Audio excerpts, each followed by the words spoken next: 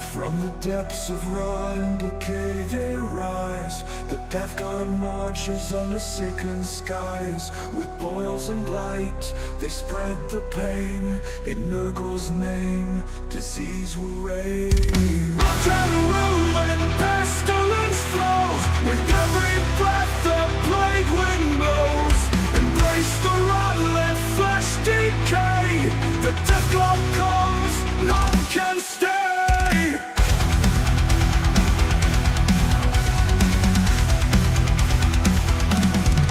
From the depths of rot and decay they rise. The death god marches under sickened skies. With boils and blight, they spread the pain. In Noodle's name, disease will reign. Rot and ruin, pestilence flows. With every breath the plague wind blows. Embrace the rot, let flesh decay. The death god comes, none can stay. Armored and filled with rusted blades, they laugh as cities wilt and fade. Where they tread, no life remains, just hollow corpses, plague remains. Beneath the helm, the cursed grin, for in death they shall begin. Rot and ruin, pestilence flows. With every breath the plague wind blows. Embrace the rot, let flesh decay. The death god comes, none can stay. Beneath the warp the souls are bound, to spread decay, to break the ground. Noble's gifts a putrid stain, a future where only disease remains.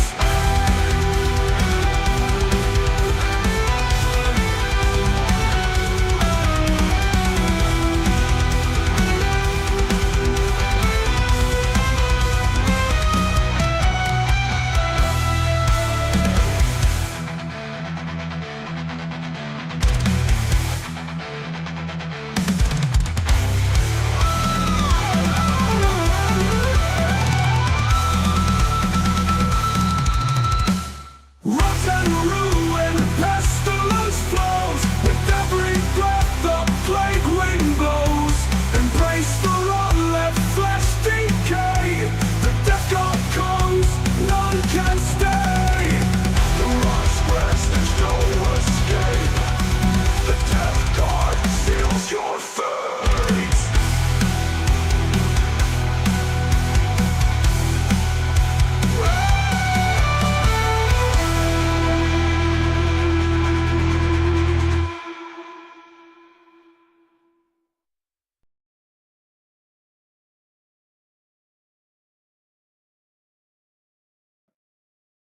Righty, hello everybody, and welcome to an episode of the Disgusting Resilient Podcast.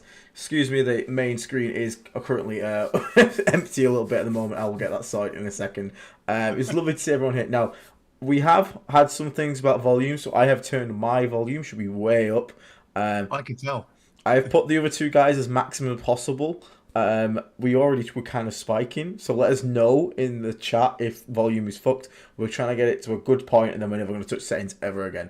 But yeah, I can turn my mic up as well, by the way. So if I'm quiet, I can do that on my side a little bit more. I've got a little bit of headroom there. Excellent. So you can just yell at us guys in the chat and let us know. But yeah, hi guys. How's everyone doing? Yeah, we're doing good. Yeah. Yeah. Not as well as you, the Waiting, obviously. Another fiver in the bag. What did Aiden do? Go on in. No, I'm not saying. I'm not being the person to say it. That sounds like a smug. I did manage to. I got first place at the GT, so that's pretty. I'm happy with that. Will, they're saying you're hard to hear at the moment, so you might want to whack yourself up there, mate. I'm just gonna get the main window sorted. You guys quickly take over. Sorry guys, we're a little behind on this. No, don't worry. So do you want to do this, Dave, or shall I? Which one of us? I'll set it up. So firstly, remember everybody, like, comment, subscribe. Makes the algorithm happy. Makes us happy. Please do. And if you're watching this on replay, make sure you comment. We do read everything, even post stream. So, getting back to the subject though, So Will had this great idea a little while ago that with the Leicester Super Major coming up, that we should all take the same list. And as Will and I are going, we are sticking to this. We've been talking on WhatsApp, and the three of us have in between and behind the scenes. And then Will again had the great idea that we finalise this list and negotiate it on stream. So what we said is Aiden's going to be is going to be kind of the mediator, so to speak, in this. Not that we're going to have an argument about it. But, Moderate the chat. moderate the chat, and we will both put forward what we think our wanted list is, and then we'll get to an agreement between us, and we will get, by the end of it, lock that list in. That's what we'll submit. It's what we'll both play. And Will, you had a good idea about the important bit of a list, didn't you, at the top, the most important bit? That's it. Well, we thought about the names. We thought about the episode. If people want to put in chat, the name of this potential list that we're going to run, and obviously we'll pick whichever name we think is the best, the most ridiculous, funniest, whatever it is. And apparently someone else in the chat, because I don't have YouTube open, so sometimes my stream crashes. I think it's because I have YouTube and Discord up at the same time. So if anyone else wants to take this list to Leicester, they're obviously more than welcome to. You'll have to adopt the name that the chat picks. But if anyone wants to there's no reason that the people can't. It's open to the whole Death Guard community. Because at the end of this, this is obviously going to be the meta 18 Death Shroud Morty and stuff list. Obviously we're going to come to the best conclusion at the end of this. There will be no more discussion. But yeah, so I don't know where to start. And obviously, we've got Aiden here as well, because Aiden did just go 5-0 with only 15 Death Shroud, because he's a wimp. But obviously, or a flex. That's it, yeah, or just sane, perhaps. I don't know. But so Aiden can obviously sort of chip in, give his thoughts, tell us about, from his own experience. But before we launch into the list, Aiden, do you want to maybe just give a quick sort of 5-10 minute recap just on the event you've had at the weekend? Because obviously and I know you're going to do like an in-depth stream like you normally do, but maybe to give people some context as to what you'd found with the list of units that you found that were good, weren't good, how they worked in certain matchups, and then that'll lead us on to for me and Dave to sort of thrash out this 18 Death Shroud and Morty list. Okay, so I'm back in the room now. I've sorted things out. So I just flashbanged the entire chat by opening up new recruit in a day mode, not night mode. So apologies, chat, for that one. I didn't mean to do that. So what we're going to do is I've got, for the guys that obviously you two can't see my screen, but I've got new recruit open. So as we guys make you guys, your list, I can obviously put it on the screen for people watching, and obviously I can track points and whatnot a lot easier that way, which is going to be quite cool. So yeah, I have just won the Gravel Pit GT over the weekend, so 5-0, only undefeated player, because we had actually the perfect amount of players to get a true undefeated. I did play twice on the Glasshammer stream, which, by the way, massive shout out to those guys. That was a really, really, really cool stream there, and it was really well run. And also, you're allowed to just be yourself on it, which is really nice. Also, special shout out to Mordy and Glory as well. So if anyone doesn't know, Mordy and Glory runs the Astra Militarum version of like our channel. What a funny game that was, an actual nail biter, but absolute banger of a game. So massive shout out to him. Had a real laugh with him. He was real funny. But yeah, sorry, I'm catching up on everything. So chat, hello everybody in the chat there. So Jamie there, hey buddy, how you can do? Greetings from Mexico from Eric. Hey buddy, how you doing over there, man? We got all usual people in Morton and stuff like that. And somebody from Tokyo, that's pretty fucking impressive, mate. How are you doing from Tokyo? That's real fucking cool, man. That is awesome to see. I agree, the most disgusting thing here definitely was my new recruit not being in dark mode, which I fixed. I literally renamed the theme not flashbang in the chat. But yeah, I mean, so what I'll probably do is as we go through and make the list, I'll give my feedback on like the things I felt there and then. So like if you instantly like go and slam in 18, I might be like, I don't know if you need 18. That's probably the best way to do it. I will be doing a full event recap for the people in the chat on Thursday, so we do our usual and move stuff around the boards. I think if I don't know if any of the guys want to join me, obviously feel free if you want to. But I'll be going through more likely on Thursday night and redoing that, so you guys can look forward to that as well. And again, if you want to watch the two games that I played, which were the one versus Mordy and Glory, so that's Death Guard versus Astra Militarum, and the finals, which was Death Guard versus Chaos Space Marines, they are up on the Glasshammer Gaming YouTube channel on the live tab, so you can go back and watch them. and you can watch me almost lose to guard because that was fucking horrifically tense, and then you can watch me absolutely fucking bury some Chaos Space Marine player. No offense to him, he was a lovely opponent, but that one ended pretty quickly. I was going to say, shout. They're going, Will. No, I was going to say, shout out to Ash, who was the Chaos Space Marine player, because Ash is from our Team Stonehammer. And to be honest, I honestly thought that list was just an absolute meme. I had like a Land Raider and a massive Knight. And then the fact that he went 4-1. Yeah, man, that's impressive. He put us all to shame, so, shout out to Ash, well done, mate. Like, you proved 100%. us all wrong. You overachieved. 10 Terminators, a Land Raider, and a big Knight. Okay, we'll shut up. You know what you're talking about, mate. So, fair play. It didn't maybe go too well from in the final, but the fact he had an undefeated run to get to that position, I mean, hands down to him. He's a good player with a good list. Well, with a unique list. What I was going to say then, it proves the point still that even with a sort of like that, I would consider a meme list. It is a bit of a meme list. It's definitely not like one of the most powerful detachments, and it was using subpar, it's not subpar, but like suboptimal, you could say, units. Maybe not so much for that attachment, but he got 4-0 with that list, which everyone would probably just look at it and write it off. So it just proved to me that player skill is more important. So that tells me that Ash has a lot of player skill, which is really cool to see. And so yeah, super well done for him to get there. Again, I think he made one big blunder in that game, and it just really snowballed from there. Yeah, the so the two things I was going to say was one is a big shout out to David running the Glasshammer stream. I actually think that I said to him on it, I think the layout of the stream was fantastic with the cameras. It made it really easy to not have to do. I think it was because it was well set up to start with. It didn't need tons and tons and tons of changing. He did a great job commentating, let the players speak when they needed to. I thought he did a great job and really enjoyed the streams. And yeah, to your point there, Aidan, I think it was just that. We all know. I think we all know the position. I won't go over it again, so you can talk to it in there. But I actually made a clip of that, and when that thing happens, played the Curb Your Enthusiasm music on the end of it. Because I was just like, oh no. Yeah. It was just. I was like, oh god, don't do it. I was so happy. Anyway, just want to say we have another long distance viewing. Crazy gaming in from Australia. That is phenomenal. They've got the whole world tuning in. Australia. We've got international guys. And then Stockport. Stockport, hell yeah.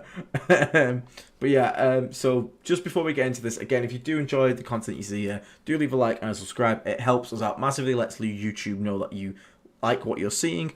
Also, if you really, really like it, consider becoming a Plague Marine. I think it's £3 a month, so it's like a coffee. And you get access to our Discord, of which you will never be booted from once you're in. But you get access to like the Plague Surgery, which I'm going to try and do a double one this weekend to try and catch up a little bit.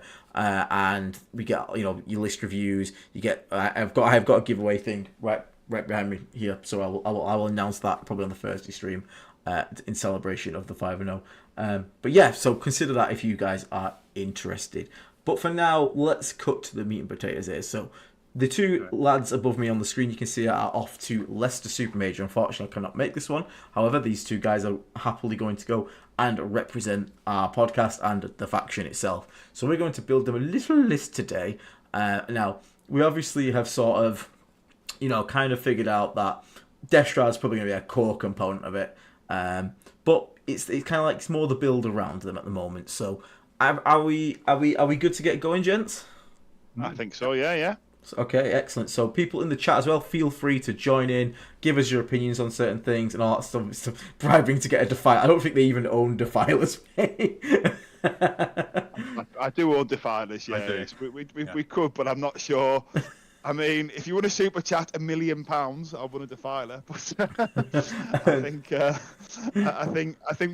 idea of this is to sort of try and run it with stuff that me and Dave are sort of comfortable with, units that we're kind of familiar with, like, rather than chucking in Plague Surgeons and sort of silly. So I know Defiler has play, but the UKTC setup particularly, there are some quite tight gaps. Even a Land Raider would struggle to move on it, because I did put a list in chat with a couple of Land Raiders thinking, on paper this looks amazing, but I know as soon as I'm going to move one of these laptops, I'm going to instantly regret it. So yeah, so we've got to keep that in mind, because also with this one as well, because I was actually tempted looking at Soul Grinders, but at this particular event they do make you put a base in it, and that base is like a dinner plate. I'm so not doing that. they're out. Yeah, Yeah. they're out, unfortunately. So it's kind of more sensible unit. So I don't know, Dave. Do you want to start with what you've put forwards, and then I'll put mine forwards, or do you want me to start? Sure. So just very quickly, Dave, thank you very much to Lazy Chicken for a gifted membership. If you just received that gifted membership, make sure to say thank you for it and come and join the Discord. To go to our community tab when you become a member or your gifted membership, scroll down a few posts on our YouTube community tab, and there'll be a link there you can click and get into our Discord. And congrats to Cass from Bloodbath Tactics. Go and check those guys out. They've got a cool little podcast as well. Some really helpful advice there from the fellas, and tuning in from Canada. So again, we're even more international. That's pretty damn cool. And Derp saying, sorry guys, I'm poor, with his vomiting. Derp, you donate plenty enough. You dare ever apologise for a single thing. I will refund that. So let's get a crack on. So are we dead set on Mortarion? I think we're locked in on that now. Yeah. Okay, so that's a no-brainer. I will say, I probably misplayed with Mortarion a fair bit. I think I need to be more aggressive with him, but 300 points, he's just kind of stupid in it. The finals, my opponent's army rule was you can't, -1 to wound if your strength's higher than toughness, and Mortarion's just like, no, you don't get an army rule. It was pretty grim. So yeah, I mean at the moment, taking Mortarion is a bit of a no-brainer. He's just really. I don't think you have to take him, but I mean, well, why wouldn't you? He's really good. Yeah, and you don't have to take him. And actually, 300 points buys you a lot of Death Guard. Mm-hmm. It does. It does. I think. But we agreed. Yeah, we did. I think we sort of agreed 18 Death Shroud and Morty was the foundation for this sort of thought process. So I think also whacking 3 units of 6 Death Shroud, I think we're sort of locked in on that, really. Yeah, I mean, I maybe... was going to say, yeah. Well, so we got more. Let's look at the Death Shroud. So we got, where are they at down here in infantry? So are you both wanting to do the full 18? Yeah, I mean, if something happens later in the conversation where we're like, someone in chat... I'm taking... I want... Okay. Like, 18 is the rule. Okay, 18 is then, so yeah. Will, this is your game. This is your game. My game. Who's gonna? There's only one winner. Yeah. Okay, so the guys are officially taking 18. Whether I feel like you need to take 18 is a different question. No, but if you do want it, but as we go, what I think is a good thing, as we kind of talked about, chuck your wisdom. Tell you what, Aiden, we're locked in on 18, so whatever you say now isn't actually going to change this. But tell us why you think 18 might be wrong. There we go. This could be the good start. I don't think it's wrong. I think when I was playing it, I think my 15 was plenty enough. I think you could even argue for 12. Like they did the job and they were pretty good. I'm not going to say 18's bad, but I think 18 maybe just gets to a point where it's a little overkill. 12 to 15 is probably, I think, the sweet spot. But again, if we're committing to it, and I don't think it's bad. I think you putting the extra 6 in is not like a bad choice. Like I just think it's like I would take the 110 points from the extra 3 and go get some scoring shit with that. But again, it's not an issue. Like they are chunky boys, so I'm fine with this, to be honest. And that's the whole thing at the moment, isn't it? It's the big 18. Yeah. Okay. Yeah. No, that makes sense. I mean, like I say, I've only had 3 or 4 games with them. And the 18s felt good. I think I kind of felt like it's that mass sort of like the Bulgarian example is the best thing, where you can deal 1's got a Bulgarian, you can deal with 2, but then when you get the 3rd one, it's like flipping hell. Do you know what I mean? And there's all the rest of the army to deal with. Like I think it's that kind of saturation for me. I think you can deal with 2 units, but then the 3rd unit just kind of makes it. For example, if you just throw it all out in one turn, there's not a lot of armies can pick it all up without some really unlucky dice on your saving throws. Okay. Yeah, but I mean, after this Super Major, I might take that back and feel like it is 12, or maybe it's all completely agree. And I think just to, we've said this repeatedly. We're not saying that 18 Death Shroud and Morty is the best Death Guard list combo there is. It's definitely not in terms of scoring points in a game. But in this instance, we'll do this, and I think I'll probably scale it back to probably 12 as well when it goes we go forward. But yeah, kind of looking forward to making this work with the big chunk boys. Yeah, definitely. that's the whole reason we're doing it, to give it the full trial. I already counted it out down to 15, so do two of you have to take the full 18. Nigel Matthew, thank you very much for the $7.77 super chat. Backing up Mastodon Hooson on y'all taking more defilers. Look, okay, right. If we get to the next event after this one, and someone can lend me 3 defilers, I might try it. You'll have to convince me a lot, but I'm not going to say I will not try it, okay? But Bunraku in chat saying he also prefers 12 Death Shroud and 1 Plague Marine squad. I totally get that, because one thing that I'll notice in my games was a huge lack of like OC, and it can really bite you in the ass. So I really sometimes wish I had that Plague Marine squad. But again, really... go on. No, it's when you need Chaos Knights, so then you get the OC back true. from them. That's my... That is true. I think we need at least one knight in this. Whether it's we'll see. We'll see if we can get one night in. Okay. Well, what characters do you want for you? You got 3 Death Shroud squads in, no characters, so we obviously need to make that change a bit, don't we? I think it's got to be at least 2 sources. Now, I keep trying to go 2 and Typhus, but I always end up with 10 points, and then Typhus ends up becoming a saucer because of that 10 points. But I have a feeling that Dave is going to have a different opinion on this. What have you got, Dave? Marginally, I've got an LOC, Typhus, and a sorcerer. Right, so we're at least taking a sorcerer, though, aren't we? So we can definitely put in. We can definitely put in a sorcerer. Typhus, right? I mean, Typhus, yeah. I mean, I take. No. I just meant is he in your list? Because he's in mine.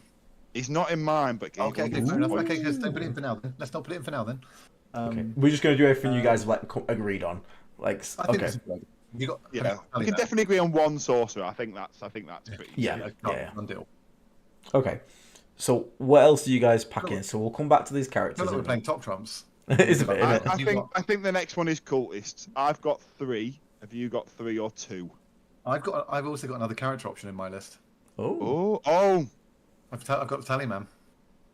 Oh. Now the Tallyman is one I'd like to include. He's not in mine, but only because of points. So I'm happy to put the Tallyman in, like I say, because I've played with him, and especially in this Death Shroud list, which you can sometimes, even with the scoring pieces that we're going to sort of talk about and add in, you sometimes just want that CP to redraw a card.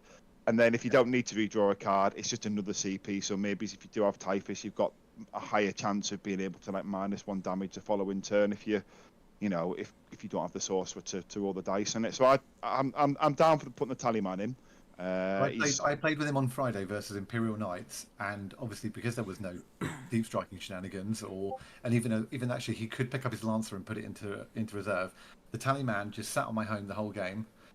From turn 2, was able to do any kind of bits by just sitting there for any secondaries that might require that. He generated me, I think, 3 or 4 CP the whole game, and that definitely came into use into I redrew twice, and I was able to use 2 strats on a Death Shroud brick in one turn, which helped me clear up a big knight. For that reason, I was suddenly like, oh, actually, maybe I do want one of these in my list. But to be clear, I haven't played a Tallyman in all of 10th until that game. Okay. So we'll put a Tallyman in, but he's the first he's the first agreed maybe unit then. Okay. Like.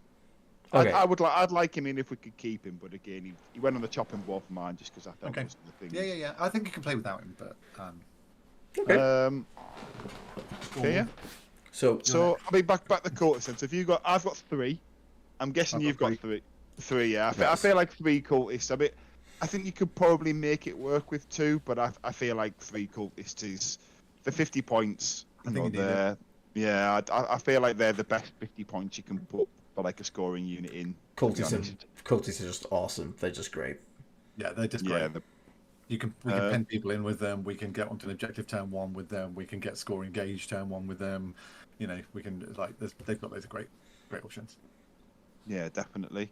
So let's take the safe units. Nurglings. Have you got 1 or 2? I've got 2. 1. So that's because you haven't got a Tallyman, so you've got a second Nurgling in it. I actually don't think the Tallyman and the Nurgling. I think it's the Nurgling and Typhus are friends. I think if you've got Typhus, you can get away with 1 Nurgling, but if you don't have Typhus, you've got to have 2. I think is And the that's what I've got in my list. I've got Typhus and a Nurgling unit. Sorry, Cranky Yeah, Krogan it's- just made me laugh in chat. Sorry, I'm late. My wife cleaned my pants, so I had to shit in them again for Papa Nurgle. That was a good one. oh, that could be a good list name, to be fair. Oh yeah, don't forget the list name, Keep- guys. Keep the list names coming, guys. Okay, so I tell you what, we'll discuss. So put one Nurgling base in for now. Then we'll Okay. because We obviously basically we one want Nurgling unit. Sorry, and then this that can be one of the discussion points. So I think The this other is where stage- this is. Oh yeah, so it all falls apart now. Yeah, so I think this is where we're going to start having the debate. So, what have you got in your vehicles then, Dave? Go on, you tell me what vehicles I think, you've got. and I'll tell you what I've got, and I think I can see where I can negotiate with you in an area. So the bit you're going to be very hard to get me to change it from. But I'm flexible in another area. Is I've obviously got triple predator.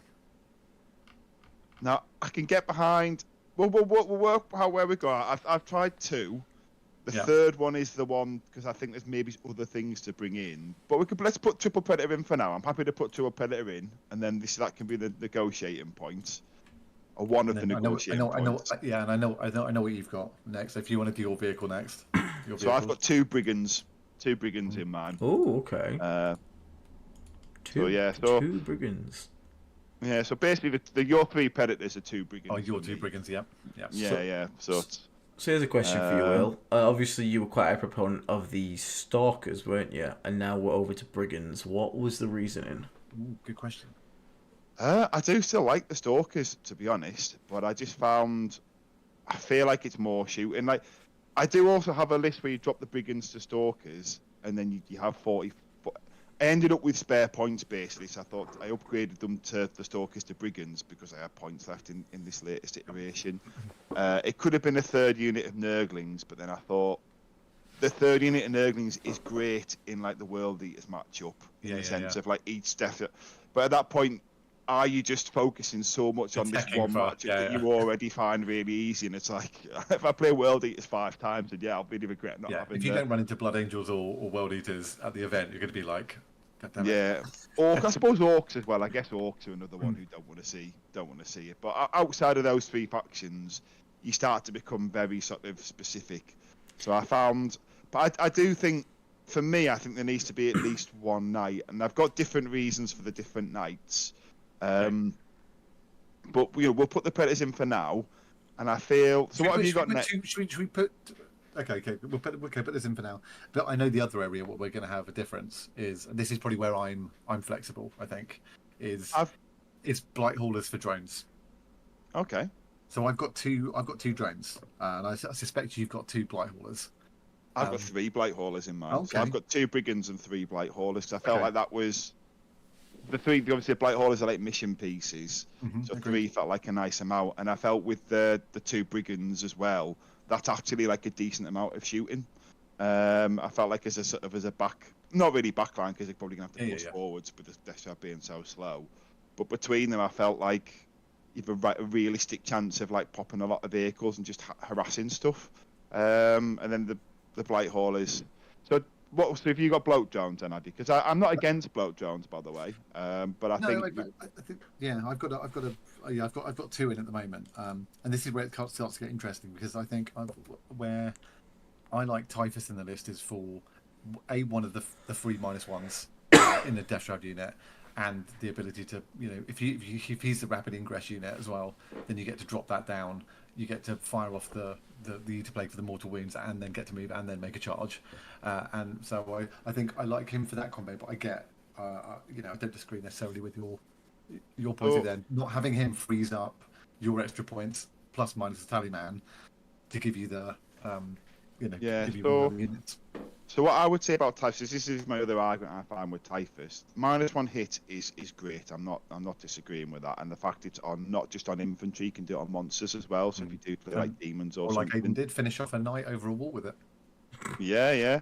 The issue I have, the thing that I often find goes against Typhus is the -1 damage. I know it's not always coming in every matchup. To be fair, like it's not always important, but you always have to spend 2 CP for that. Whereas you can get the -1 to hit by just standing next to Nurglings. So it's kind of, for me, it's the trade-off. And I'm also, the more I play with Typhus, the more the Eater Plague is, I just don't think it's there anymore. For me, he's just rolls too many flipping ones. Like I've had games where he just kills himself. So I've stopped relying on the Eater Plague and thinking it's too unreliable. Like it could be damage to himself, or he could just be like 2 or 3 mortal wounds, and then he's out in a position. Because if he's attached to Death Shroud, the Eater Plague's hardly ever getting done. Because I found with the source and they're attached to Death Shroud, you rarely shoot them, because you just kill the front unit and then you make the charge longer. So unless you've sort of got a split fire, so that's my other argument against Typhus. But I also understand why he's good at the same time. So I'm not against Typhus. I think if it's 1 unit and Urglings, then it has to be Typhus. But if it's 2 units and Urglings, you can drop Typhus. So I think that's kind of one of the discussion points, because I think the Tallyman being on the home field, you have to also have a unit of Nurglings to be with him. I think I've found. But on the UKTC boards, specifically, can you actually, does it actually work? Because the Predator, to go in the firing lane, you have to leave the objective on a lot of them to get the line of sight. So what you can do on the homes with the big L's then is, instead of having a Tallyman hopefully 9 and a bit inches away from the corner to give you the best maximum amount of coverage, is all you do is you move the Predator to get line of sight around the corner of the big L out, or at the bottom to get line of sight along the edge, and then the Tallyman just moves the opposite direction to maintain kind of coverage at the back, but also it generates a much bigger total area of coverage. Yes, so, but then the Predator's locked to one specific firing lane and is just spending all game. Only if it's only ever going to shoot across the middle. That's my issue with it. Well, not my issue, but my concern. I've never played it that way. You said you could be right, to be honest. If you look at, I found anyway, like, not saying it's terrible, but there's on most of the maps actually the main you're already using them to kind of cover off a main firing lane anyway, and even if you've got one at the back that's kind of doing that bit for you and maybe only covering one lane, it's only till really turn 3 against most armies that you've got to wait. But if the Predator gets popped, though, so this is my other, if the Predator gets popped, all of a sudden the Tallyman's not screening anything, and you have a Tallyman who's about to die as soon as he gets assassinated, and you hope. If you've got 3, you're not using that one to have to wave out, hang out in the air, I think. But yeah, but what else? Because I always have it with the Tallyman and the Nurglings are all just behind the L, and the Nurglings, admittedly, in the matches when they needed to go forward, they do go forwards and follow the dash. Yeah. So I'm not against this, by the way. This is more like no. It's a good way to think about it, and I guess that's the difference of playing whether you have whether you're using Nurglings to do screening or not. I just find they get, if you put some, a relatively light, you don't need any heavy AP into them to get rid of them, to clear them off. You can do it with kind of indirect quite easily, and then they're gone really easily as a unit. But the Tallyman, if they've got a really listening to it, the Tallyman is the biggest liability in the world. He's just flipping out. I can feel one Exorcist, he's gone. That's my other concern with the Tallyman. I do feel like it, but at the same time, that's really just one matchup, to be honest. Yeah. So and in that one, you just, maybe she put him out flank and he comes on a board edge, does an action and dies there instead. I don't know. So just to keep you up at the moment, we've got So we got Morty, 1 character for your Terminators, Tallyman, triple Cultist, triple Death Shroud, 2 Preds, 2 Brings and Nurglings. You've only got 145 points left. Yeah. And you've not even got 2 characters for your Death Shroud here, so... well, this is 145. Okay. I mean... What have we got into? So what's... To scroll down the list a bit again, So what I would the other argument. So I think one night's really good, by the way, and I'll run through the different thing. I would be open for doing like 2 Predators in a night. Yeah, so okay. Because for example, the one night we could swap a Predator to, because to close in point, if we could do it, is a Carnivore. The reason being, the Carnivore does one thing that none of the other nights do. It reliably one turns a big night in the best trade you'll ever get. Like, there's none of the other night, because you get past the inbun, either have enough reliability in combat or enough attacking and it's also, I think we talked about it in chat a bit, it's really good at playing like a fullback role, at just sort of sweeping, just standing and just doing one thing and running to a point. So I wouldn't be against 1 Carnivore. Like, if we're gonna have one night, I feel that 1 Carnivore makes the most sense, because if we've got just food for thought here. There was a fella from our local club, James Wilson, running Death Guard at the Girl Pit GT. And I believe he was running double Predator, triple Huntsman. And he went 4-1, I believe. I think you're in the chat, James. I saw you before. If you are, say hello. And also hello to Piotr in the chat as well. Hello. And he had good success with that. Now, don't get me wrong. You don't get the claw. That's the only problem with the Huntsman. It has to be the chain cleaver. But one thing I'd say there when you were going on about your carnivore, are you really expecting to run into many big nights? Imperial Knights already aren't doing the greatest, and a lot of people probably... We've got 18 Death Shroud for melee. Yeah, but 18 Death Shroud don't reliably kill a big knight. They can, but it's not actually mathematically. With a lot of contagion, they do. Oh yeah, with a lot of contagion, you clap it so hard. Well, even then, actually, I mapped this out. It's not actually that reliable. You have to spike the video. Watch the video that I posted into the chat. I rolled 5 sets of dice with Death Shroud re-rolling, no sustained, and killed a Land Raider 5 times out of 5 with rolls 5 out of 5 times. I don't know whether just my. I mean, I know I can predict the future. You must also be spending the CP to get the extra AP on that, though. Nope. Yeah. Oh, I mean, to be honest though, if I ever connect with a large knight, I'm spending that CP. Save, doesn't it? Yeah, so you go to AP3 with -1 save. Oh yeah, but we're talking about a knight though anyway, so it's 3 up save, of course. Yeah, Okay. you would pay the AP though for that. If you connect to a large knight, you will. Yeah, I mean, I got 4 or 5 of my Death Shroud into it when I did the charge into the cultist and then piled into the knight, and I think I ripped it down to like 3 wounds. With just Death Shroud, like no Lord of Contagion. The sorcerer couldn't even hit it, and one other guy couldn't hit it. So you can actually, it can actually be surprising how much you can do. But I understand that. So I mean, if you dead set on knights, you could maybe look at the double Predator, double Huntsman. I mean triple. I mean he was running triple. I know what I'll do. I have best Gus pairings. Let me go. How many points with 18 Death Shroud and Morty and a double Predator? He had 15 Death Shroud. Okay, right. Yeah. This is again. There's nothing to say we couldn't do 2 Huntsmen and 2 Predators. To be honest, like it's not insane at that point. The Huntsman not having the fist doesn't matter, because sometimes when I was running the Stalkers, I did come across when I wanted to run on an objective and couldn't clear it because I didn't have a fist. So the sweeps there, and if the Predators.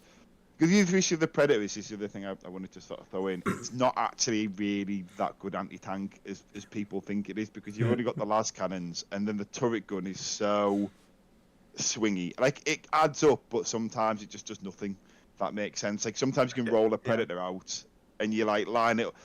The best example is a Caladius Grav tank. You can sometimes line 3 Predators with a Caladius Grav tank, don't kill it, and you just lose 2 Predators for nothing.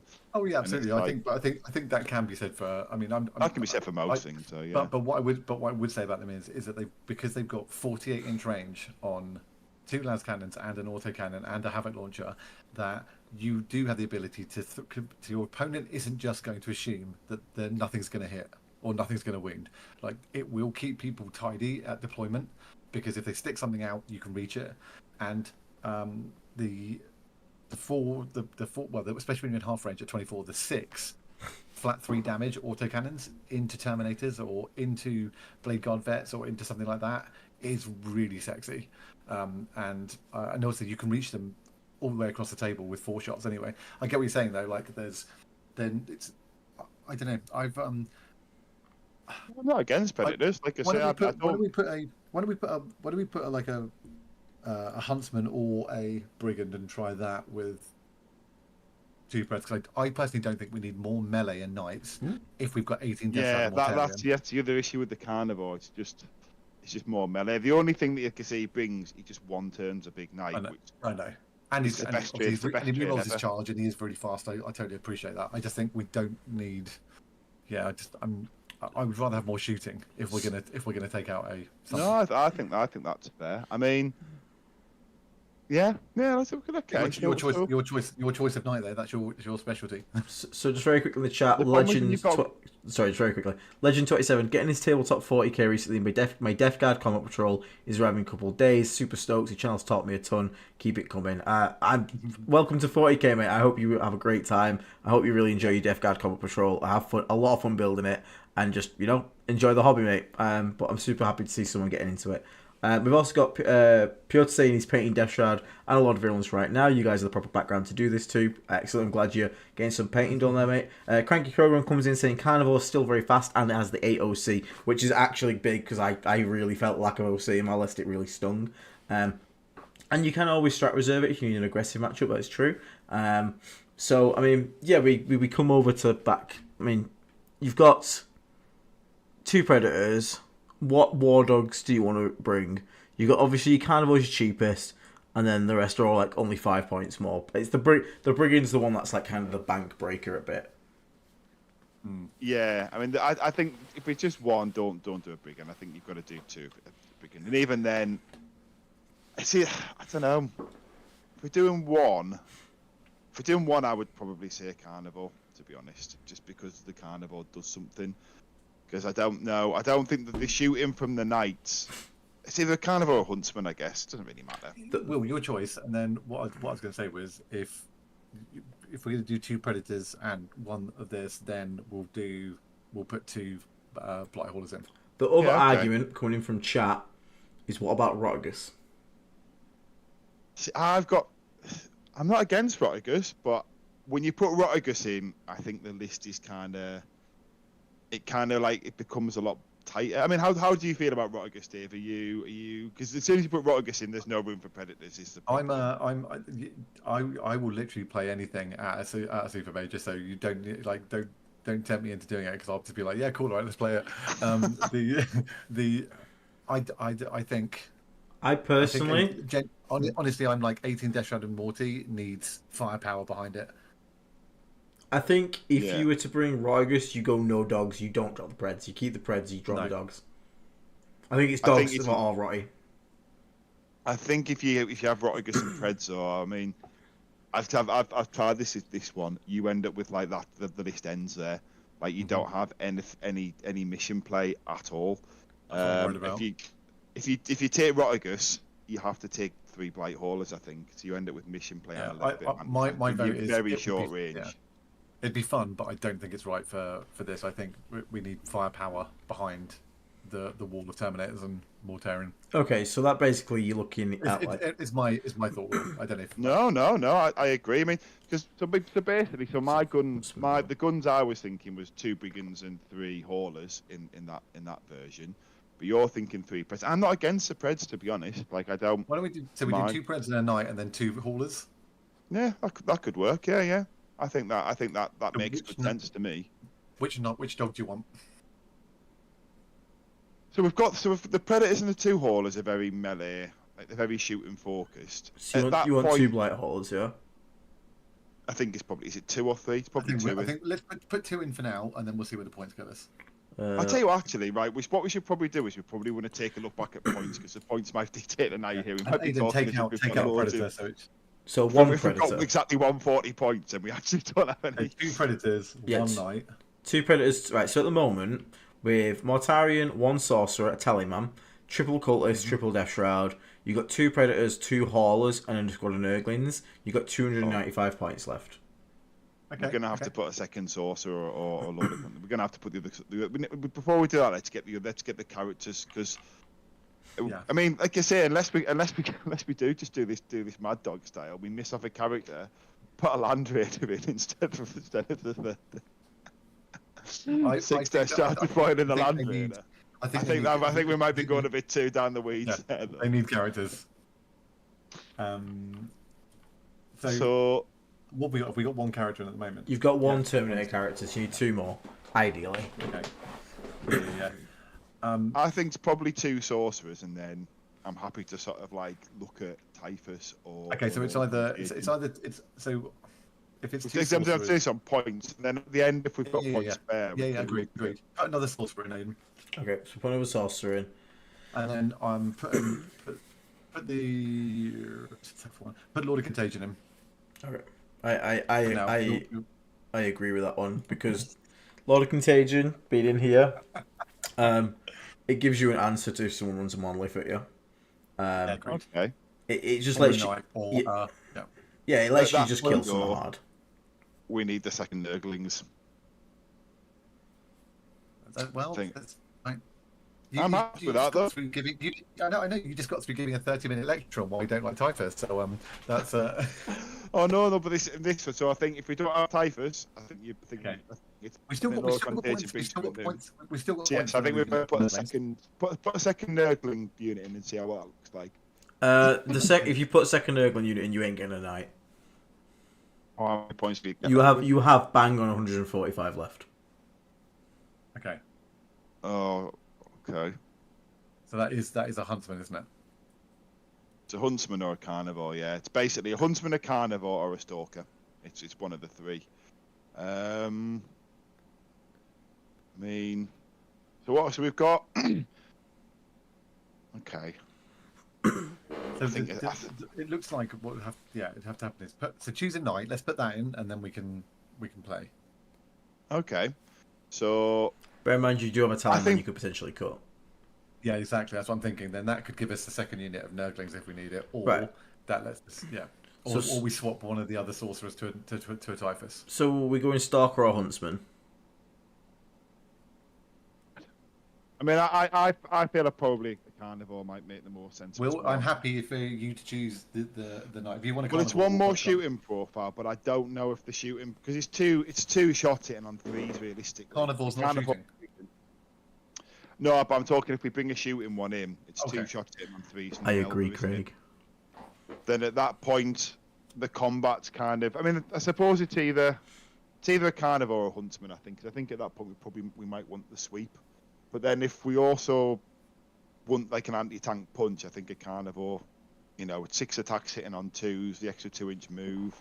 Like it can just be OC as well. Like it doesn't have to actually even engage anything. It can just be 8 OC on a point, just deny primary for a turn. So I would lean towards a carnivore. Plus, that gives us 5 points. That we might Well, if need you for want, some- Aidan, whack a carnivore in there for now. Right. Okay. So we're on Carnivore. Right. Okay. So you got 5 points. Like obviously can't get anything from that, but you've got a tally on here, which you can obviously cut to give you 50 left.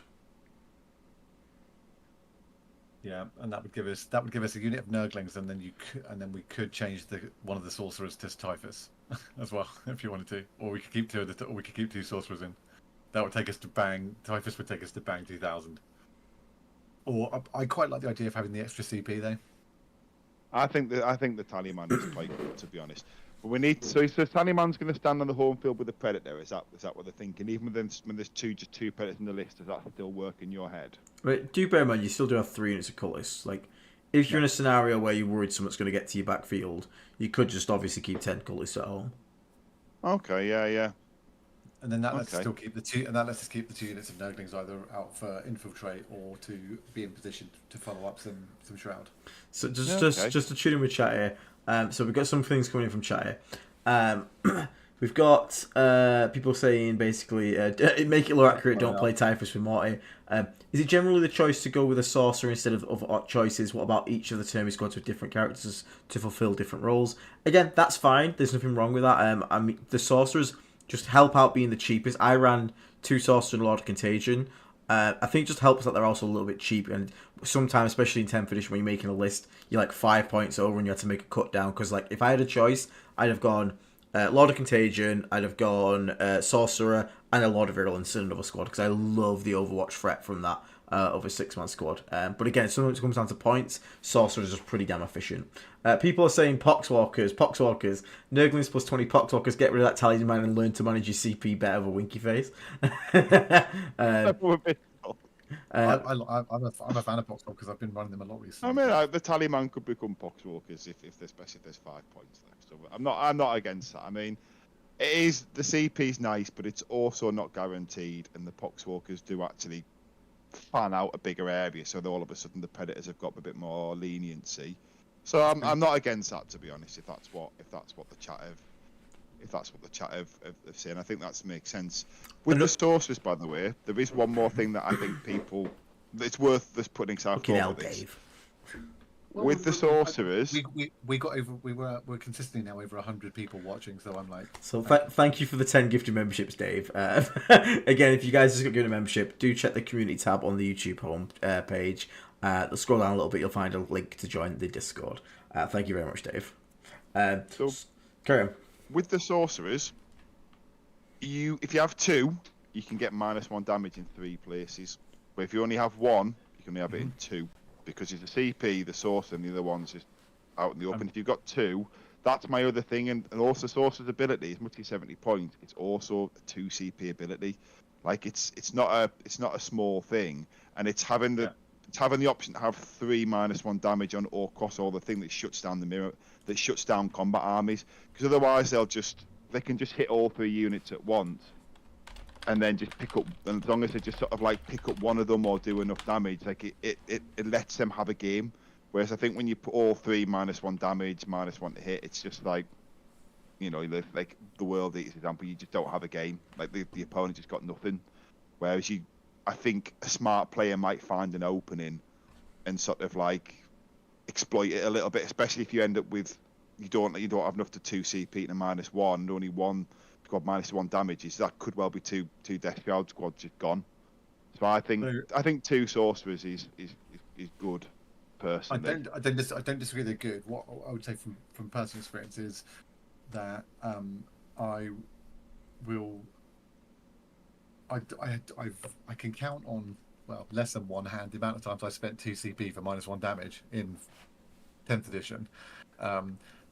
The Sorcerer's ability is really good. I totally agree with that. And for 70 points, and his ability for flat 3, +2 strength, +2 damage is brilliant.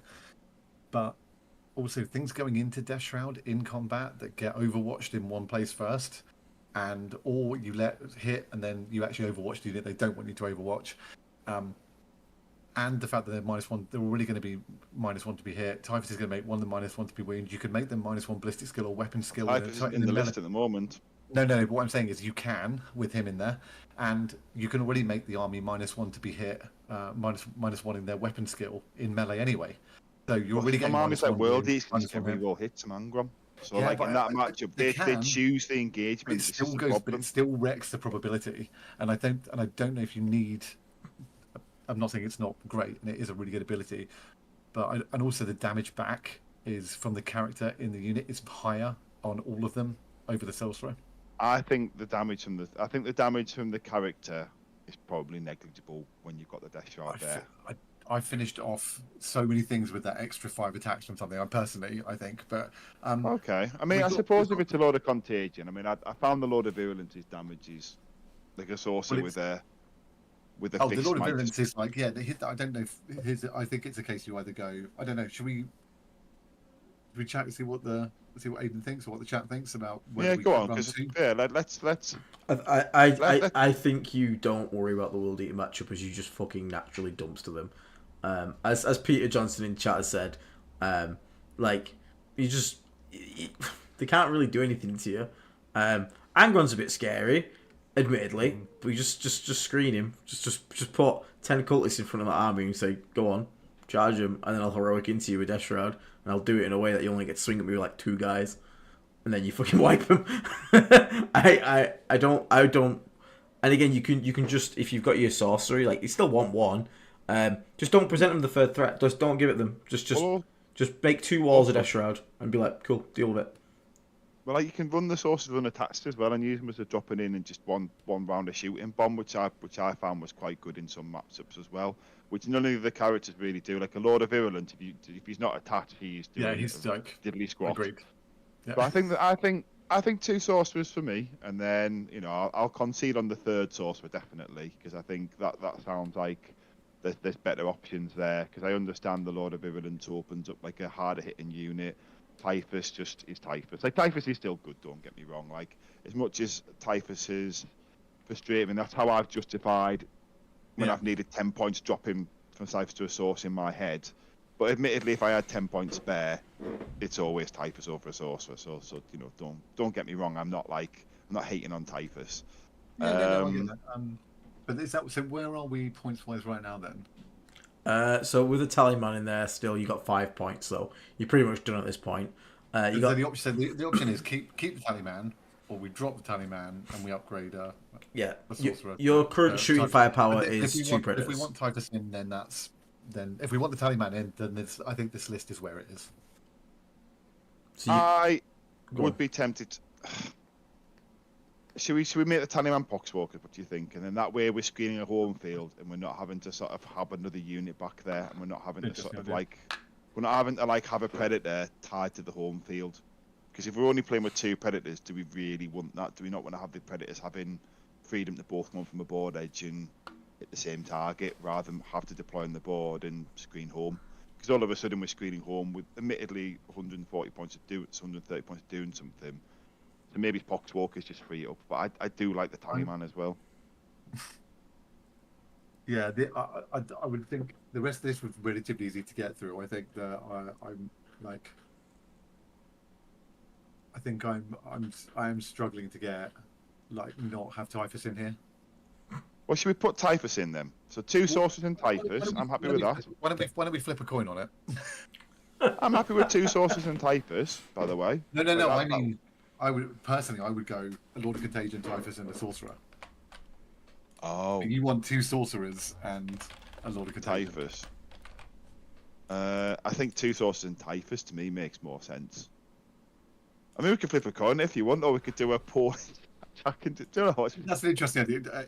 Can we just add a poll in? Is that easy for that? Is there just an inbuilt one? I don't actually know you do it. You can do it somehow, but I can't seem to really do it. Yeah, I've always seen people do it. I mean, if it's not an easy. Why don't we just? I'll tell you what. Rather than just do a poll, why don't we say,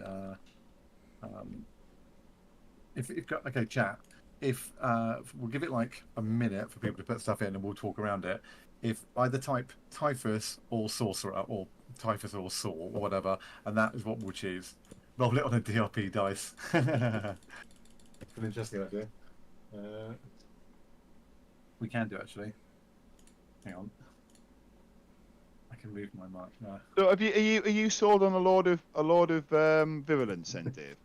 No, Lord of Contagion. Lord of Contagion. It's because the full rerolls are absolute money.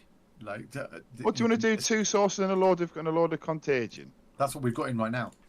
Oh right, okay. I was saying that like that I would. Yeah, the bit I'm struggling with is not to have Typhus as one of the. Right, I get the sorcerers, but I absolutely get what you want. So that's why I was saying, like, if that's one of our both sticking points, that you definitely want 2 sorcerers, I would really want Typhus. I mean, I'm not 100% against this. I mean, all of us. So we've got Typhus in there, 1 Squad and Urglings in there, and then that gives us the other -1 in another squad with Typhus in it. See, to me, that third Death Star squad, the Lord of Virulence, is just waiting to get killed. But like I'm saying this in combat, I feel like it has to in the fast combat army matchup. Then you just you take -1/-1, and you have the Nurglings with it. But you can. That's the thing. But you've only got 1 unit in Nurglings covering 3 units.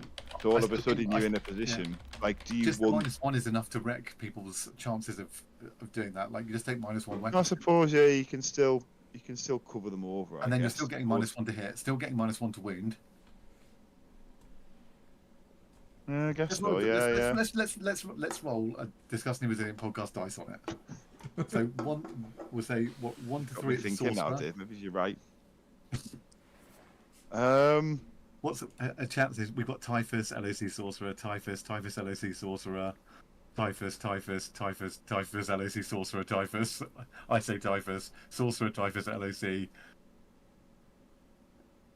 See, my issue with the Death Shroud, I mean, maybe I haven't played enough games because this is maybe where I need to listen to you as a more experienced Death Shroud player. I just don't see how they ever choose their engagement. I just feel like you stand there once they're on the board and they just get smashed into by something. And you have to live with this being smashed into. And then once you've lived with them being smashed into, you just pick up whatever smashed into you. But if you don't have the defensive buffs to live through what's smashed into you, then you've got nothing left to swing back with. That's how it works in my head, but I haven't got experience. Yeah, no. So, what do you think about that, Aidan? What's your experience? Because you've obviously you just played with Death Shroud this weekend. Is that something that happens, or am I naive as to how resilient they are without the -1 damage? So the real thing that they do well is, especially against melee armies, you don't always get to charge what you want. But you stand in an area of the board and say you don't come fucking near me. And that in a way is its own thing because you just stand you get into a good position near an objective, you get into a staging position, and you're just like, you literally do not come near me. And if you do, I will murder your ass. If you come into a melee heavy matchup, you just put screens 6 inches in front of you guys and go, cool, charge L, heroic, like whatever. You can always rapid ingress one of your squads, which does obviously, does help. You still got, and again, if you know you're in, so you think about it, if you're in a shooting game, you're going to be spending CP on things like card flies, maybe you heal every so often. In a melee game, you have no need for any of that CP. You just don't need it. So you can just have your -1 damage saved up from the CP you get there, which is pretty good. Okay. Bear in mind, I was going to say as well, remember, you've got on almost all the matches, you've got that kind of double piece made up L that's always right near the center objective. That's where one of your units of Death Shroud is going anyway. Yeah. It's like you come onto that point, you're getting charged guaranteed next turn. See, I have liked having the sources unattached. Like, and the Lord of Contagion and Typhus don't do the same job. So I like the thought of two. Yep. For example, like Tau, what is the point in attaching the guys? I think if they kill them dead, they kill them dead. I think the -1 damage, it's the -1 to wound. It's cute. Like it's not saving you. Like if they focus your guns, you're dead. Whereas if you can sort of like divide your army and give them more targets and have like things like flat 3 damage going into their suit, you live by killing them. Is how I see that matchup playing. Whereas as soon as you just have the Lord of Conte, you are literally just trudging up the board towards their guns and just hoping that you make 4+ saves. Whereas you, that's a specific example in one army. But you've got the same with Eldar and stuff like that. I think the one sorcerer popping off on his own is garbage. Like it's not doing anything. If you've got 2 or even 3, it goes from being 2d6 to 4d6 to even 6d6. Like if you bring them on in a line, it's a once and done, but as soon as you've got 6d6 flat 3 damage, strength 8 shots, all of a sudden, your slow moving army, you've dropped in their backfield, you've picked up something complete. For example, that probably picks up 6 Death Shroud, is the reality. Like, if you think of it in the mirror, you're probably actually picking up 6 Death Shroud. So if we have to play this in the mirror, if we've got 3 sorcerers, you can pick up one of their 6-man Death Shrouds quite easily. Like it's a nice little trick in certain matchups is what I'd found. So I could see losing one of the sorcerers, but I think if you lose 2, that's not a trick anymore. It's just you are literally rolling 2 dice and hoping that you get 9, and then you hit with them, because you still have to hit with them. When you roll 6, it's just like a yeah. I mean, you're hitting on 3s, right? And then you're going to be -1 if you're going into anything that's got characters attached in the mirror. So you're going to be back up to 4s to wound. Yeah, but if you think it's 4, so 2 of them, if you do have his dice, is 14 shots. So 14 shots, you hit with. Then half that again to wound. Yeah, but and then they're 4-up saves, so halve it again. Yeah, you average 3. Out of 3 guys, you average 21 shots, half straight away because they'll pop -1 to be hit. So you're down to 10, 11 being generous. Then you wound on average again, half generous will say 6. They say 4. You killed 3 guys. It's fine. But then when your guys get hit in return, that they're not -1. I mean, you're not going to do this in. No, you're not. But we're giving an example of like how you can sort of like threaten someone's backfield by unattaching them and fill the board up. Like so, it's. I don't know. I still say Typhus being run solo is still small enough to drop in for doing action if you want him to. You still get mortal wounds out of it. I'm not against Typhus running solo. But I mean, for the characters, I would say two sources in Typhus would be my. The way I found this list works is that you put something out, and this is why I'm a huge fan of 20 Poxorks for this. You need to elicit a response because you are right. You're too slow to walk out there. You need your opponent to do something. So quite often, I just put 20 Poxorkers. I'd put like 5 guys strung out into middle objective and be like, do something about it. And the entire question I always ask opponents is, you bring out all of your shooting to kill that Poxwalker. Because again, 20 Poxwalkers and go to ground like a -1 to hit. So you expose all of your guns. So you expose everything. Every gun is out. The first time you shoot me, I will pull the first 4 Poxwalkers. And I will then keep that the rest behind the wall. So now you've exposed all your guns. I will then bring out my guns and get the first shots on you. And the Death Shroud will also come out. Now, Opposite way, you undercommit your guns, I will pull the Poxwalkers from the back, and I will keep my Poxwalker on the point, and I'll hold primary. Then, because I've stuck the primary, now you have to do something about it. And that's where you get your first initial charges from. Now, because you don't have Poxwalkers, you need someone to elicit that first response. Now, you do obviously have the extra 6-man that I don't have, so you could do it with a 6-man Death Shroud Terminator squad, potentially with a character unattached. You could genuinely just run out of the 220 point, like, fairly tough 4-up invulnerable 6Ts. Because, like, guns have to come out to kill that, or something has to charge it to kill it, which is going to be quite tough. So then you can swing back into that. But, like, so if I was to say to you right now, because these guys are slow, they are freaking slow. If your opponent just played Keepsy Oasis, what do you have to make them do something? Well, this is why I like the sources, because I can drop in and you can do something to them. We'll start with. But yeah, I see what you're saying. On UKTC terrain, I'll always put cultists. If I need to, I'll put some cultists on the middle after I move out to start that. That's fine. Yeah, because you have 3. You have more. And then I've got 6 Death Shroud Terminator sat behind a wall, just behind them, to basically go, fine. Well, you now have to come and, like, if I go first, you've got to come and take me off the middle. If you go first, then if you want to take the middle, then I'm going to charge you if you come anywhere near it. So that keeps that bit contested. And then when I need to, I can bring them out, plus other things, which means my opponent's got to divide shooting across the board, not just at the unit that's on the middle. But now there is a unit on the middle. I rapid ingress another 6, so I'm down within 9 of an opponent, and the next turn. And with those 9x3, one thing I would say, Will, for when you play with them, those 9x3 pieces are gold dust. They're putting 6 Death Shroud behind. The angles that they're at mean that you can often get shielded from shooting across the board. And anything that's behind the wall on that side that's touching onto a terrain piece to get on the objective at the top or into the middle means if they want to shoot, then they've got to come forward and touch onto that piece of terrain to shoot through it. And if they don't, you then got your move and then into pretty much into the deployment zone or against anything that's touching a wall. That's what I would play from with them. But look, I don't think we're going to do this, but let's just roll the dice. Okay, so what is it? 1, 2, 3, sorcerer. So 4, 5, 6. We'll do Typhus. Go on. Okay, hang on. Let me. I don't know if I can make sure this. There you go. Yes. There you go. There you go. I mean, I'm happy to concede the Lord of Contagion to be Typhus if that's. No. I think he's absolutely critical. Like, because he's him. You put anything, he's what I would rapid ingress and then go into something heavy and then guarantee I kill it. Okay. The last question is: Do you want the Tallyman or do you want 10 Poxwalkers? I don't know. I'm worried about -1 to hit now. What do you think? I mean, I feel like the Poxwalkers just hold the backfield. Mm-hmm. Yep. Do we want 2 Nurglings though? Because 3. The -1 weapon skill ballistic on its own, I don't think is enough. We've got 3 units to dash. It is, isn't it?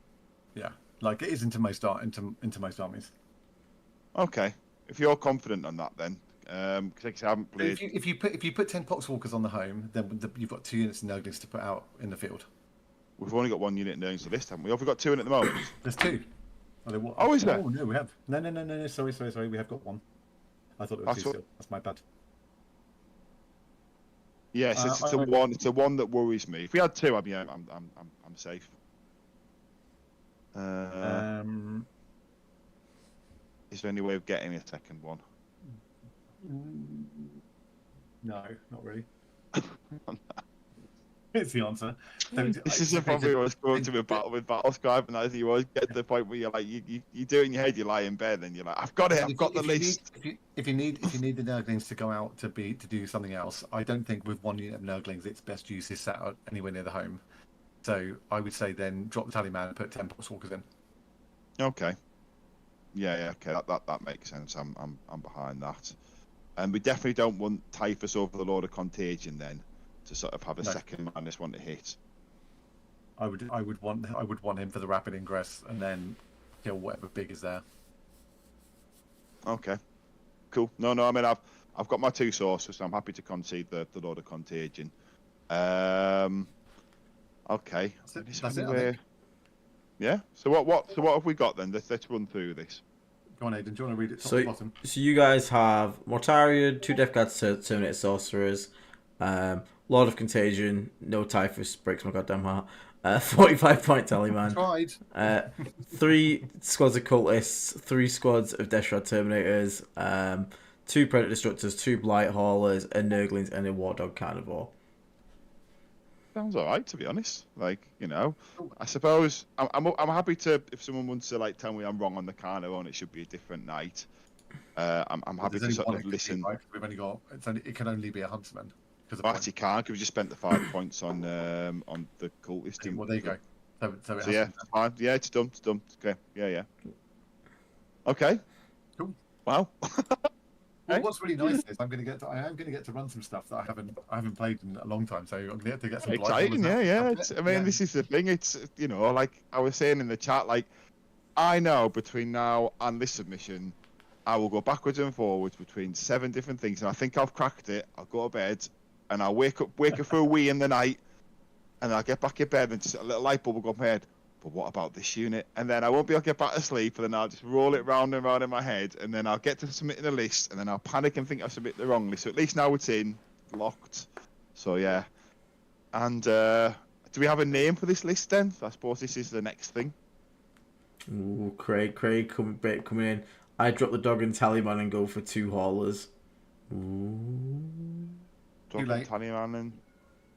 Oh, for a 3rd haul, he means. If Will takes Rogus, I'll give 10 subs. No, we can't be bribing. This is their concoction. I'm not against Rotigus if we can make him work for the points. No, for example, if that War Dog becomes Rotigus, but then what else do we drop? That's the thing. Is it a hauler and a War Dog become Rotigus? Like, I'm not against that, but I don't know. Are we losing mission play then? He's putting his claws on his War Dog. There you go. It's just become the carnivore. I mean, I'm not against Rotigus in all honesty, but I think we've locked it in. But the only way we could do Rotigus is exactly we could talk about this. If Rotigus is exactly 1 hauler and the carnivore, he is exactly those points, like to the point. It's an easy change. But then, are we losing mission play? Yeah. So I mean, because the Blight Haulers, to me, they're scoring pieces that shoot when there's no scoring to do as like a bonus. That's how they're playing my head. Whereas Rotigus works, but I think with Rotigus, you'd have to sort of build from the round. Like I did write a list of Rotigus that I liked, and it had like 3 Blight Haulers in. Basically, we talked about before. It's Quinton's lists with the bloat drones becoming Blight Haulers and a few other small changes to fit in a Tallyman. Like, I'm not against it, but I don't know. I mean, it kind of like invalidates the whole episode up until this point. If at the end we go, okay, we'll just run that instead. So yeah, I mean, I feel like we've got it locked in now, Dave. Are you happy with what we've got? Yeah, I mean, like I said, I think we're. If you've got a worry. Now, because I'm happy. No, we've already talked about it, so it's fine. We've got to where we've got to, so I'm happy that this is the amalgamation of lists. So let's go for this. Yeah, I mean we're on the nose with points. So at this point we're also like, if we were to sort of like change the sorcerer to Typhus, we also have to then drop the cultists to Nurglings and not have a Tallyman. And I think sorry, not the cultists. I think the both talkers being the pump is more important. Can you both now see why I went to 15 Death Round? Those extra 110 points. I still have the list that I built for 18 Death Round. I was still totally happy with. It's what I would happily play, not because I had to. Yeah. That's fair. Okay. So, I mean, I'm new to the Death Shroud world, the world of Death Shroud. So I'm happy to take this. This might be the only time you play 18 at a tournament, so you know. Yeah. I tried the RTT, and I mean, this is definitely an evolution. The thing that stands out to me is the Predators not having an in-fun, but also I understand why they're there. I think they do make sense. The Blight Haulers, I think, with the two Predators, 2 Blight Haulers, I think we've got enough anti-tank shooting. None of it's particularly reliable, but there's enough there to kind of saturate it. I think the Carnivore can just go and fix a problem and just play as like a sweeper. We already know what the Death Shroud do, and I forget that Morty's in the list because Morty and the Predators are also good friends.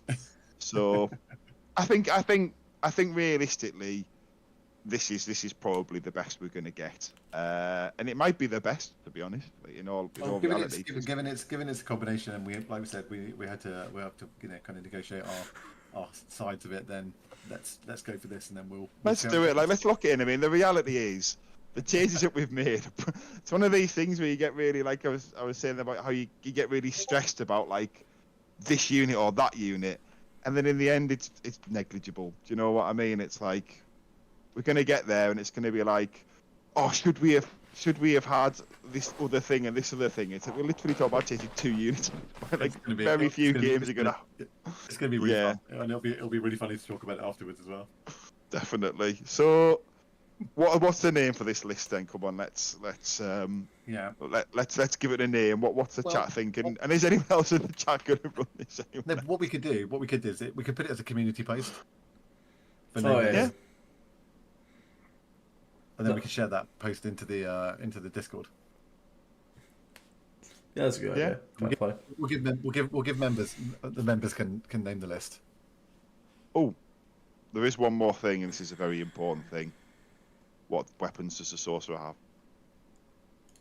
Oh yeah. Is it a bolter and a chain? We'll do that offline.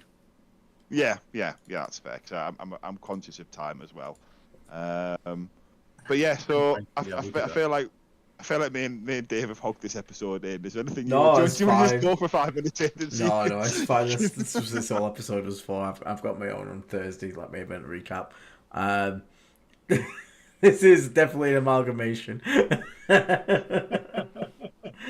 I think me and Dave, I think there's bits of it that I'm like, oh, but there's other bits I'm like, okay, I've got what I wanted. So it's just I think what is nice about this though is it like once again shows that as we always say, the 3 of us play very different styles of Death Guard. Yeah, like my initial thought is like cut the Tallyman, cut the War Dog, 20 Poxwalkers, Typhus, done. That's me personally. But because I like the option of Typhus to either go solo or the Poxwalkers depending on matchup. But I'm a Typhus. You're locked in. You're locked in. I'm not against. If you think we're mad, if you think there's something that we've missed. Well, I think you think Typhus should be in there, right? I put Typhus straight away into everything. I'm just like first character Typhus in. Like don't get me wrong, the mortal wounds betray me at the worst of times. I 100% understand that against those fucking guardsmen. But there's also times when I roll it and I can't.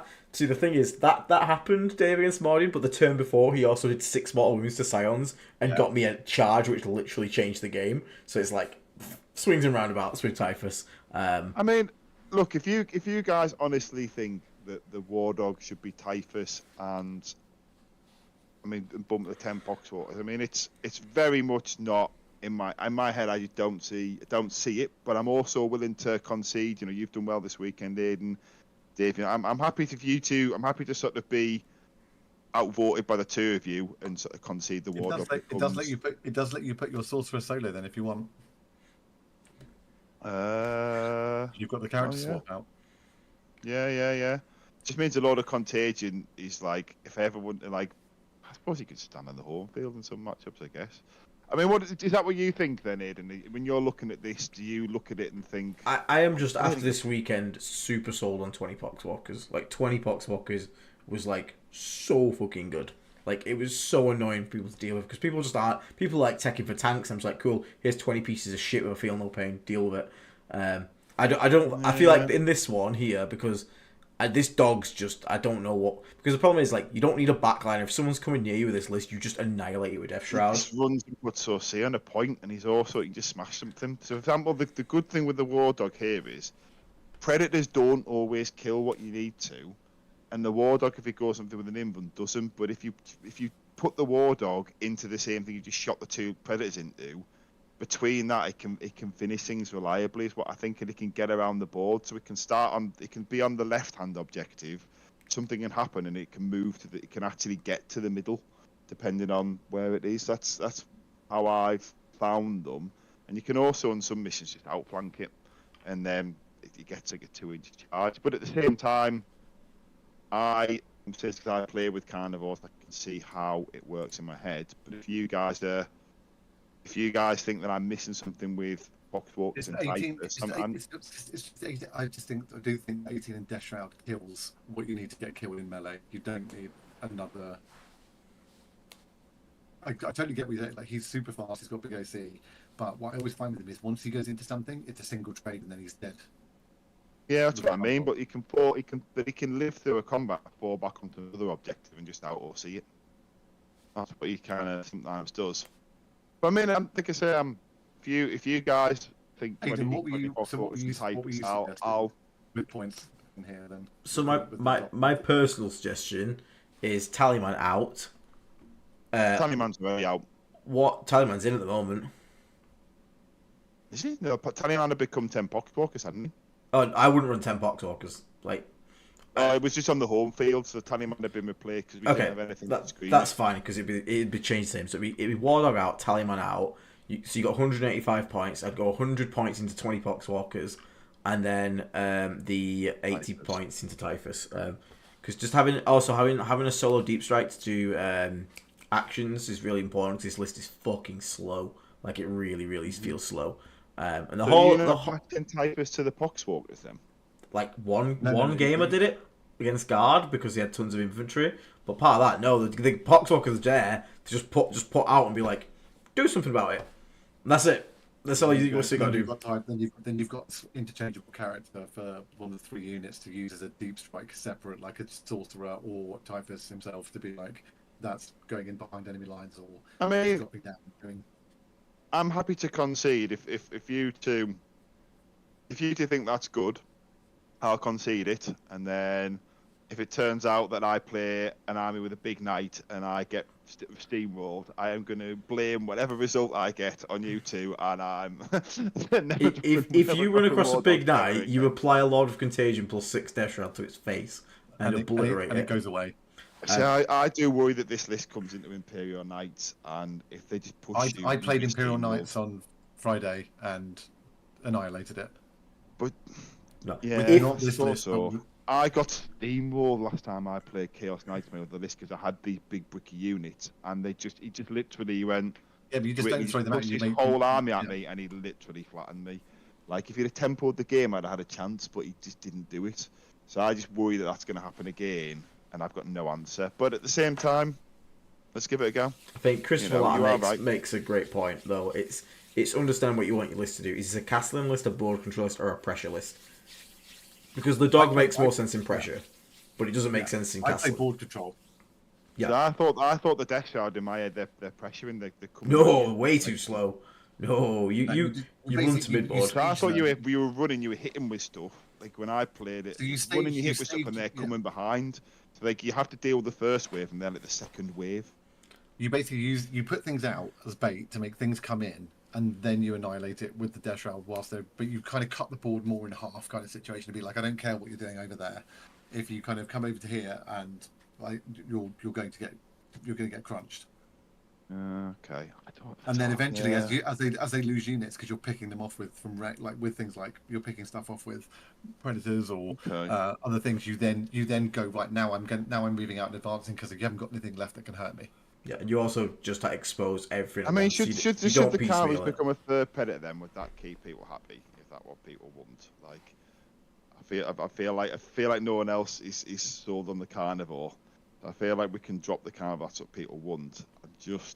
I just think the predator. Like when I've played the predator. No. So do what Aidan said. Why don't we let Aidan put the last bit of like. Go on then, Ed. Do you know what? You know what? You're right. Let's 20 Poxwalkers, Typhus, keep the sorcerer. And Typhus. So there's 2 sorcerers, an LOC, and Typhus. Yeah. And then 20 Poxwalkers. And then have we got like what 5 points spare? You have 10 points spare. The droning.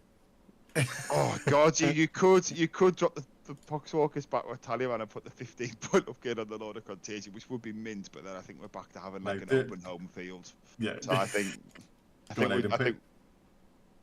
But actually, what is on the home field? Because the Poxwalkers. Some you can just put 10 colours back now. You got Poxwalkers to play forward. Now you've got 20 Poxwalkers. You can use them to throw out. Okay. Do it. But equally, if you're playing a matchup with no ability to get on to turn up on your home, you only need kind of one thing back to screen anyway. Then. Okay. Yeah, I don't see this at all in my head. But let's play it. I'll put it on the table, and then maybe I'll learn something. Well, why don't you both take the two different variants? Will could take the war. No. We said we're going to do this together. We don't definitely invalidate the episode. I'll take it. You know, I mean, we probably should have just stopped shit now and I had what I wanted with the Warthog Carnival. Probably. If you think it's better, then I'll concede and I'll take it, and I'll either be very impressed or I'll be like. And also, the thing to keep remembering is because I keep doing what you do, and I keep forgetting Mortarians in here as well.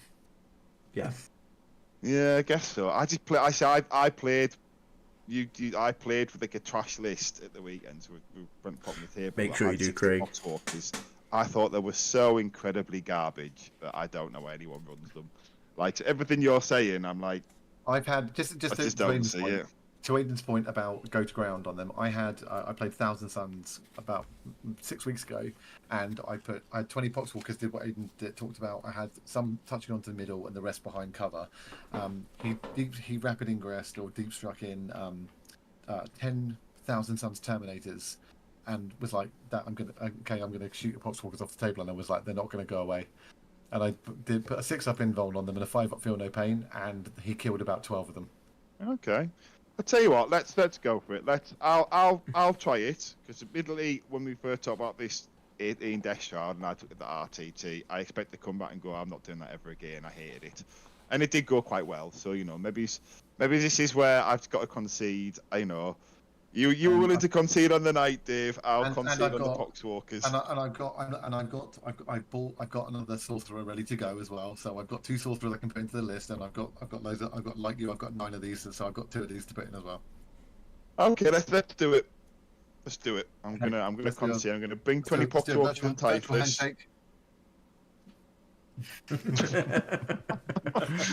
There we go. So if the next episode, if I go 2 and 3 here, the next episode is called Poxwalkers and Typhus. Why? Well, what happens if you go 5 and 0? then I have to. I won't go 5 and 0. But if that happens, if you're like Typhus and Typhus, what chance they are? Go on. Okay, I'll take it. I'll take Poxwalkers and Typhus. Right. Well, let's wrap it up there. Can you save that list so I can put it? Yeah, I've got it saved. Yeah. So we'll wrap it up there, guys, because we're already going to half an hour over here. Yeah. So we've well rolled over here, haven't we? Right. Okay. Yeah. Let's do it. We're in. No more thinking. I just need to work out how to play though. Practice it. And it'll be voice notes galore. Okay, Will. So I'm looking forward to it. If somebody needs to buy some Metaphysic Blight Haulers, where can they get them? Oh, they could go Element Games using our affiliate link. It gives a nice little kickback. Obviously, you know, everything's already discounted. Doesn't cost any more money. We just get a nice little bit of kickback for the channel. I suppose also, you know, if I was measuring my contagions, you know, I wasn't sure where, you know, how I could make sure I was measuring things properly. Was there anywhere I could go and get some contraptions, some devices? No, because they're currently not doing business. Okay, so sorry. I'll fill that in with where you can buy some nice looking merch at drpstore.com. There's links in most of our videos now where you can click on the store, see what there is. I've actually just added some more products on there, so there's another range of bits. And we are also commissioning Grimdorables from Instagram. Some of you may or may not know. So we should be getting hopefully some initial designs fairly soon for 3 separate designs, which will go onto some clothing, which will boost up the store, and you'll probably see us wearing pretty soon. Aiden, which team do you play for, and what else can they help with? Okay, just to clarify, they've not gone under anything, that company. They're just taking a little break from production. Everything fell's on holiday. So. Oh, I thought you meant we had some kind of fallout. No. I think we were like, no. They've just okay, their Etsy page is just temporarily on holiday. That's all. Okay. So don't worry about that. They're not like they're not gone. Yeah, they're not gone. We haven't fallen out. But yeah, if you want to learn how to play some more, or you know, I play for a team called Vanguard Tactics. So does Dave. Will still refuses. Well. But how many Vanguard Tactics players at the World Championships this weekend? Like 4. Yeah. Are there? Yeah. Including the LVO champion. Well, I didn't fucking go. You thought it would, did it, dickhead? Fair play. Well, we've got one player there. There you go. And I thought I was gonna be able to trump you. With Okay. that, but yeah, So okay. moving on, back to in. But yeah, if you guys want to go and check those guys out, they do some great battle reports, coaching services, all that kind of thing. I'm their dev guard coach, for example. And I won an event, so that means I must be okay. So, Oh, good. Well done, mate. so yeah, check them out. But for now, I think we're going to love yous and leave yous. I will put on some tunes, people that enjoy the little bits of tunes that they play at the end that are made for the channel. So I'm signing off for now, everyone. I will catch you all on Thursday, more than likely, for my event recap. Other guys, take it away. Yeah, I'll see you next week, guys. All right, take care, everyone. I'll see you all soon. Oh, thank you very much, Chris, for that, for the 5 YouTube memberships. Right at the end, you mad lad. Thank you so much, mate. Really appreciate it. So thank you to Chris. And yeah, I'll leave you with a tune, guys. Catch you later.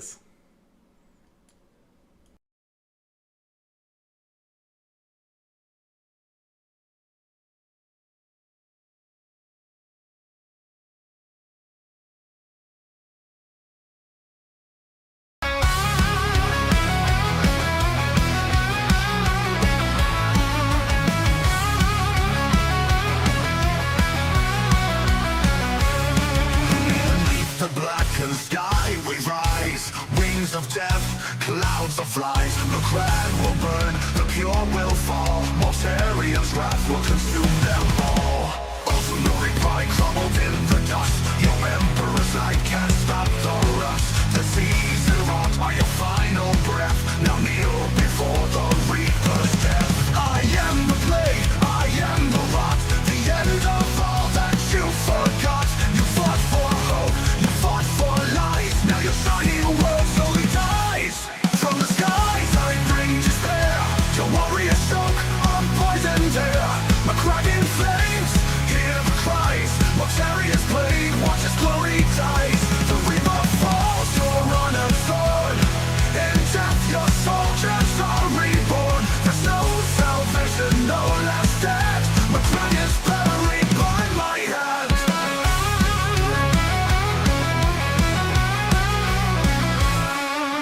Blue and gold, once proud, once bright, now swallowed whole by endless night. I am decay, and I will feast. Your chapter falls beneath my feet. Gleaming suns will face my wrath. In every breath, your lungs turn black. Your noble heart, I turn to ash in my shadow. Your hopes will crack. I am the blade, I am the rot, the end of all that you forgot. You fought for hope, you fought for lies. Now your shining world slowly dies. From the skies I bring despair. Your warrior choke on poisoned air. My cracking flames, hear the cries. Mortarian's blade, watch its glory dies. The angel falls, your honored sword. In death your soldiers are reborn. There's no salvation, no last stand. My crown is buried by my hand. My crag was the jewel of the stars. Now lies broken, tainted with my scars. I am your doom, your final breath. Mortarian comes, delivering death.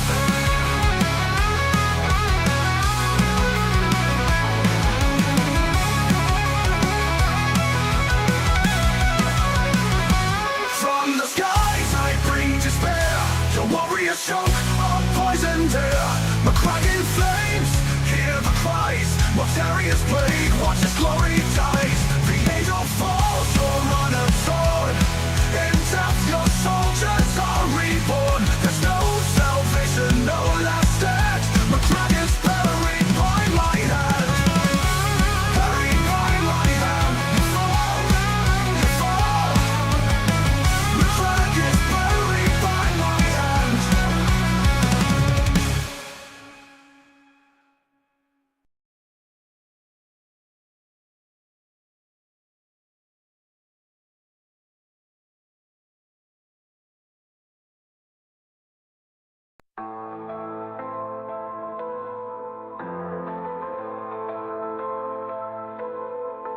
In the shadow of decay I rise, typhus the herald beneath poison skies. With nobles rot I lay walls to waste, The Reaper's scythe, no life can escape. Beneath the flies, beneath the filth, I spread the plague with a twisted will. From festering wounds, corruption grows in the heart of death. God, where his blood flows. I am the harbinger, the bringer of disease. In Nurgle's name I spread death with ease. Vessels water me hand in hand. Rivers of filth drown the land. I am Typhus, master of decay. In the name of ruin, I claim the day.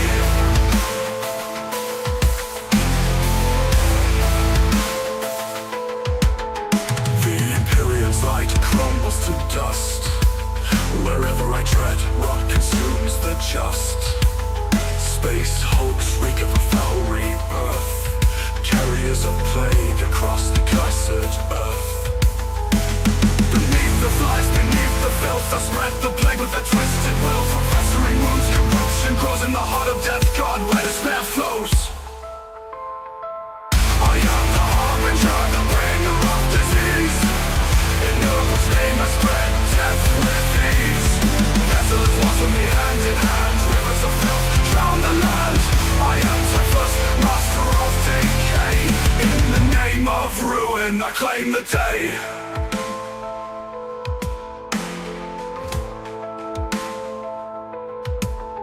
The Imperium's light crumbles to dust.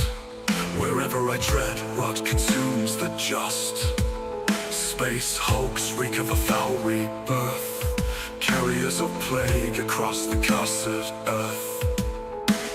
Beneath the flies, beneath the filth, I spread the plague with a twisted will. From festering wounds, corruption grows in the heart of death. God, where despair flows. I am the harbinger, the bringer of disease. In Nurgle's name I spread death with ease. Vessels water me hand in hand. Rivers of filth drown the land. I am Typhus, master of decay. In the name of ruin, I claim the day. Language howl, because they fall. Pestilent tides, new life is born. Nurgle's passing, a twisted grace. I embrace your thoughts in my golden embrace.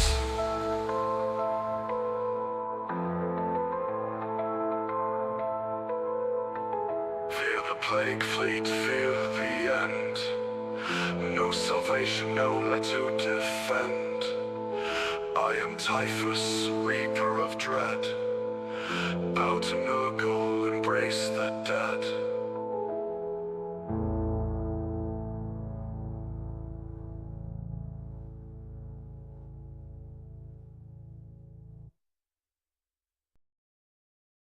From the shadow depths of a broken hive, corpses twitch and come alive. This crimson plague, it feeds on fear as the bodies drop and it draws us near. Our skin is crawling, something's inside. Internal organs liquefied. Death God's gift, a twisted fate. No escape for me, yeah, it's too late. No go comes, accept your fate. It won't stop. The hive's infected, it's too late. Watch it all decay, falling to your knees. The hive will consume when it's sick disease. Our souls corrupted, can't run, can't fight. The walking pox now takes its bite. The walking pox now takes its bite.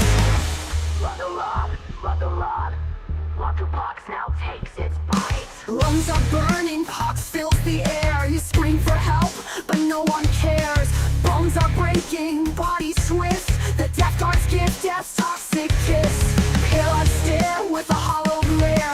They're gone but shambling, lost somewhere. This hive is his, disease and bloom. No light survives in this darkened tomb. There go comes, accept your fate. It won't stop. The hive's infected, it's too late. Watch it all decay, falling to your knees. The hive will consume when it's sick disease. Our souls corrupted, can't run, can't fight. The walking pox now takes its bite. The walking pox now takes its bite.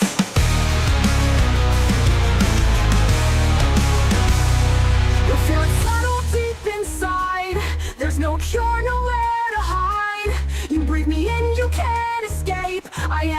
plague, I am your fate. What can you feel it in your bones? This is where it now goes home. No mercy here, you're out of time. Your final breath is at last mine. Watch it all decay, falling to your knees. The hive was consumed by the sick disease. I'm so corrupted, can't run, can't fight. The walking box now takes its bite. The walking box now takes its bite. Watch it all decay, falling to your knees. The hive was consumed by the sick disease. I'm so corrupted, can't run, can't fight. The walking box now takes its bite. The walking box now takes its bite. From the skies we come to claim our prize. A world infected before your eyes. We are the run, we are the end. The death god's mercy is death again.